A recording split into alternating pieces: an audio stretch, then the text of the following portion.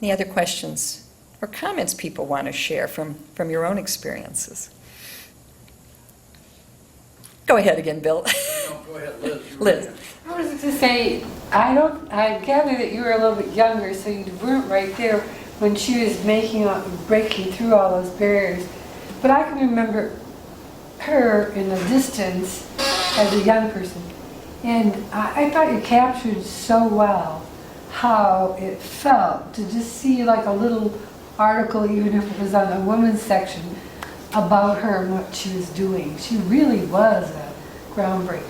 Well, I think you're right, and the comment was about that if you were a woman, shall we say in our 60s or so, that and elder women as well, that she caught your attention. And it was like I said, the headlines writers could refer to Elly, and you knew who she was talking about, and both in terms of first her Senate campaign, which was groundbreaking, both in Michigan and in effect nationally at the time, and as well when she became the state Republican chairman. One of the things that interested me when I went through her papers was how many, if for instance the Michigan AP or UPI reporter would do a profile of her, it would run in papers all over the country because it was considered unusual. And it was also right around that time, well, this was more, I guess, into the early 70s, that newspapers were starting to transition their traditional women's sections to a more feature section. The Post, for instance, used to call their section For and About Women, and it became the Style section in about 1970. And so that transition was happening in journalism at the same time. But I think, and one of the things that was interesting too, to read letters from women who really got excited about her campaign and working in it. And Elly would comment both to me and in her memoir that one of the things that was challenging for her, she knew she was never going to win, but she had to maintain a positive view that she could, and one reason she felt she had to was that, so many people were excited about her campaign and working very hard for it. Bill. I noticed in one of the reviews of your book that Keith Mullin, who was one of her early field operators when she was Republican state chairman, said about her, and you have addressed this eloquently in your talk, she didn't leave the Republican Party left her.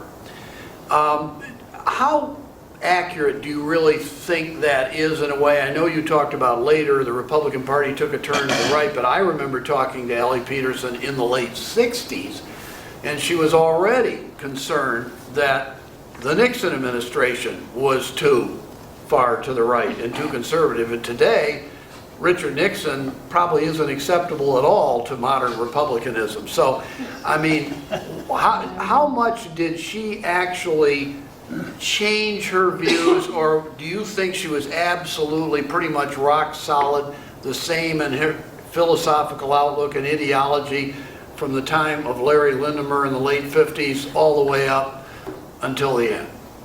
No, I think she evolved, and I think clearly in the 1960s she was concerned about right-wing elements in the Republican Party, both in Michigan and on the national level. And one of the reasons why she was concerned about the possibility that Phyllis Schlafly would become president of the National Federation of Republican Women.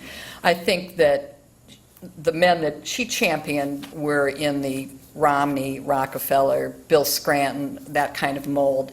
And I think that, she said that when Nixon ended up as candidate, that, she was still a gung-ho Republican, and you got behind your guy, and she worked hard for him. But I think during the years that, the first 2 years of his presidency, she was, I think, very frustrated because on the one hand, as the assistant chairman of the RNC and trying to get women into top jobs in the administration, trying to be a liaison with the state party leaders, she found that the Nixon White House was sort of running their own game, and that frustrated her because I think she felt we can all work together to build the Republican Party, and it wasn't working the way she envisioned it. And I think too, it was, she came out of Michigan where she had started the Detroit Action Center, and she had this vision of trying to take that concept nationwide and viewed that it was still a point in our history where the Republicans could conceivably attract a certain percentage of the African American vote, certainly more than they do today. And she thought this would be one strategy towards making it more of a big tent party. So I think it was gradual, and I think that probably as her feminism matured, that gave her perhaps issues that she could more definitively hang her hat on. And it's possible that if that hadn't have happened, she just would have become more politically inactive as she got older. I do find as I've gone around that there are a lot of people who come up to me and say, I was that kind of Republican and I miss it, and I don't feel that the party's that way, these days. She one of the things she said too, and I think this was in about 1970, which was a tough election, and a number of people, that she liked a lot, got defeated that year. She felt that one of the big differences between moderates and people on the right was that moderates in between elections tended to go back to their regular lives. They didn't have the same kind of passion that she thought that the right-wingers did, and that this made the difference in how the party evolved, because the moderates would move on to other things and didn't seem to have the same kind of passion. And she also felt that the moderates could get passionate about a particular candidate, be it Romney or Rockefeller, but that had less sort of support for an ongoing ideology compared to the right wing. Mm-hmm. Sarah, did Ms. Peterson ever share with you what she thought, earlier in your conversation here, you shared with us that, with family and friends that we don't often, or we don't engage in conversations anymore, we kind of avoid politics, like religion and those type of subjects. Did she share with you why she thought that had changed over time? Why people and, friends and family could not discuss it in a civil manner?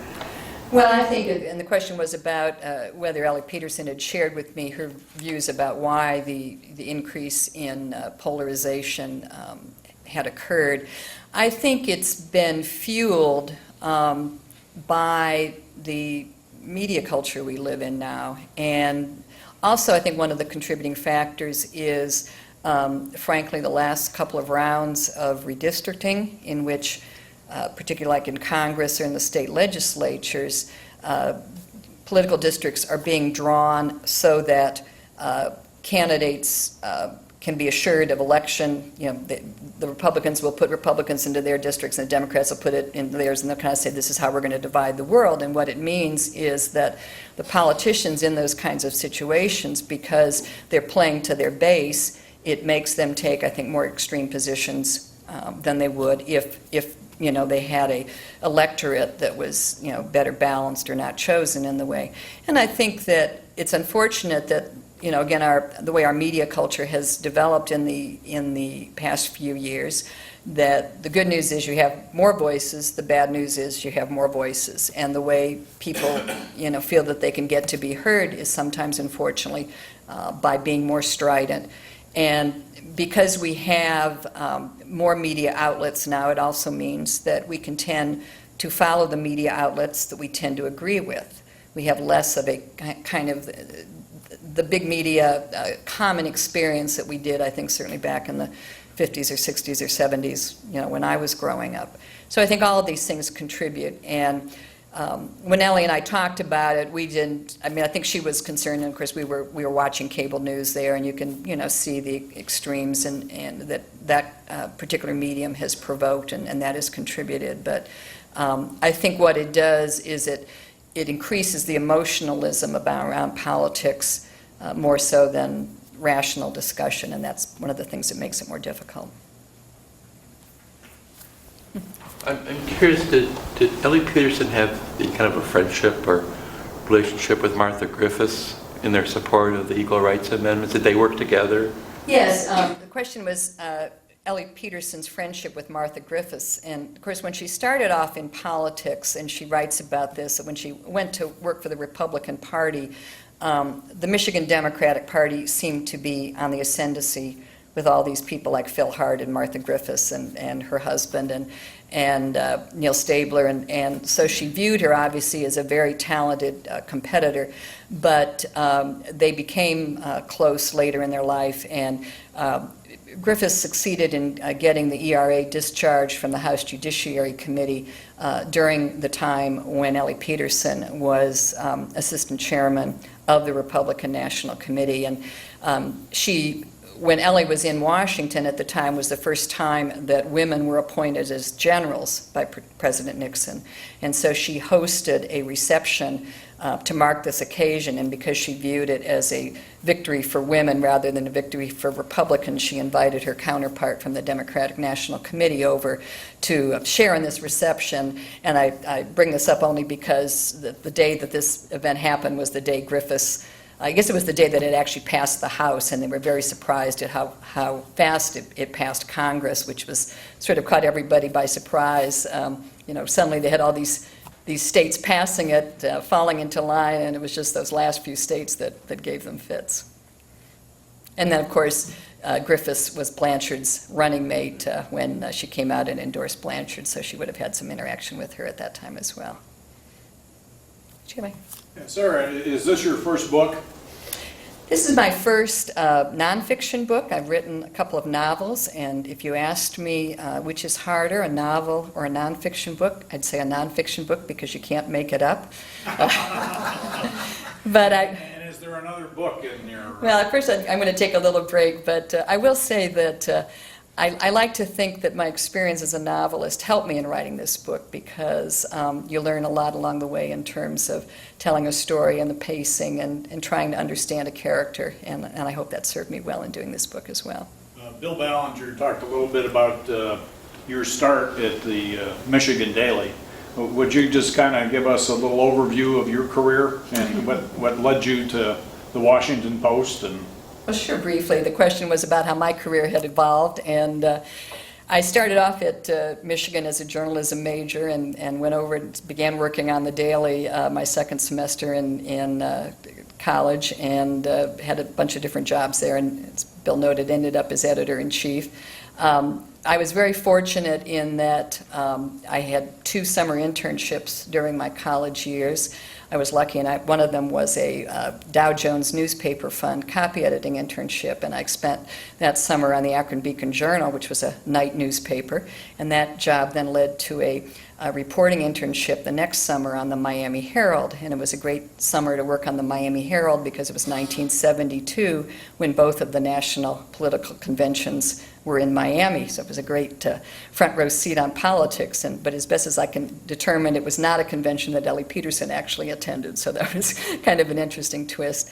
After college, I started my career on the St. Petersburg Times, first as an editor and then a copy editor, and then followed my future husband to Washington and worked for 4 years on National Journal magazine, and then about 15 years at the Post as an editor, and then for about 5 years as a new media developer there back in the very early days of online services and all, and left the Post in the mid-1990s and have done a few other things in between. But so I said to somebody, I decided to pursue this project when I found a consulting firm that I had founded, sold out my share to a partner, and I decided that I was too young to be retired at that age. I needed something to keep me busy, so this was a good project. Thank you. Thank you very much.